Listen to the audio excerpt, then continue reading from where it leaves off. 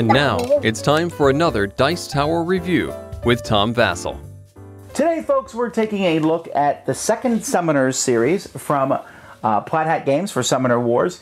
Now, Plaid Hat Games came out with Summoner Wars where they had 14 different factions as time went by, but each faction had one summoner and an army that it led, and you could switch that army out. Well, now we have second Summoners. And so 4 of them have been released. We're taking a look at 2 of them in this video. We'll take a look at the other 2 in another video. Here we have the Tundra Orcs and Guild Dwarves. And the Guild Dwarves. Each of them. We'll take a look at the new things that are added in these sets, and we'll be back.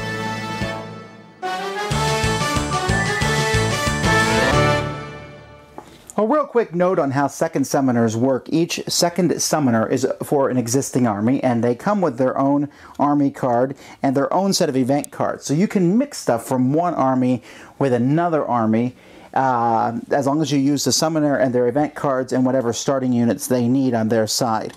So let's take a closer look here at the new dwarves, the Guild Dwarves. They are all about stones and walls. You can see with the guy here, he can place a wound marker on each wall that he controls to add 1 to his attack.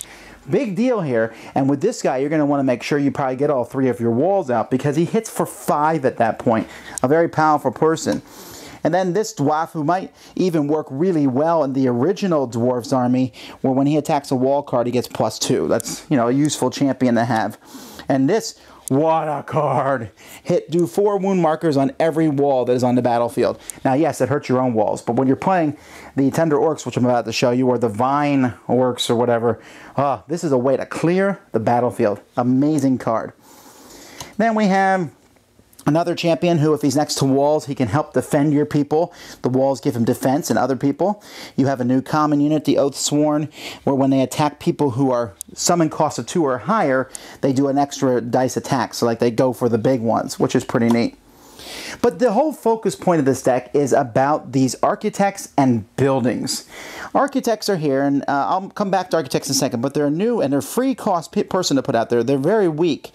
But what they can do is when you build these assault towers, an assault tower is essentially a building. It can't move once you put it out. But when you put them out, you can put them out next to an architect. So your architect can run up the board, and these can be put out next to it. And you see it has a range of 2. It has attack of 2, and it's ranged. And then there's even a champion one where it's just a huge tower with 2 and ranged. And then there's these cards that let you build buildings next to other buildings, or search your deck for a specific building, or when someone attacks a wall that you control, they only get wound markers from dice results of 5 or higher. And then there's 3 upgrade cards, and you have a way to upgrade each of the buildings. You can put these 1 upgrade on each one.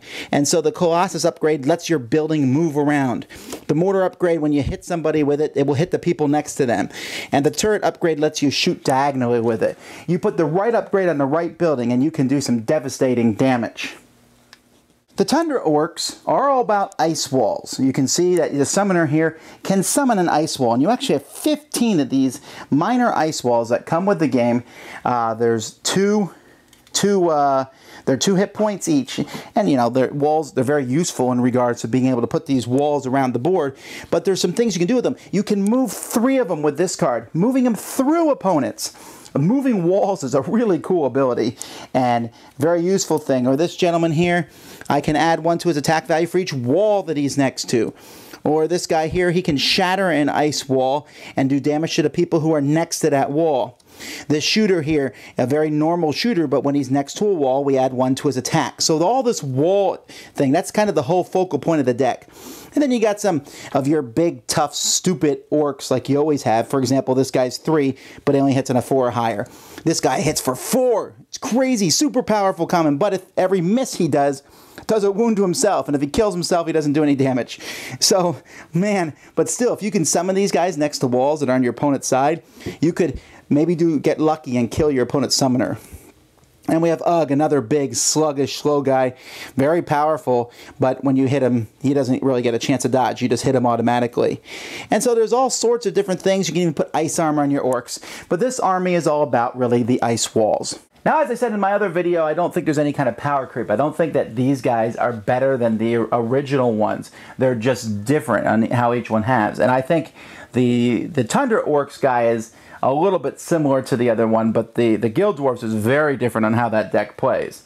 Now, of the 4 new second summoners, these 2 are my favorite, just because they each have something really cool. I really like the ice walls for the Tundra Orcs and how you can move them through enemy units. That's awesome. Awesome.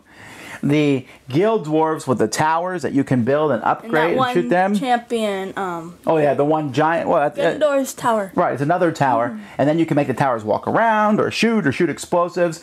Also awesome. What do you think of these?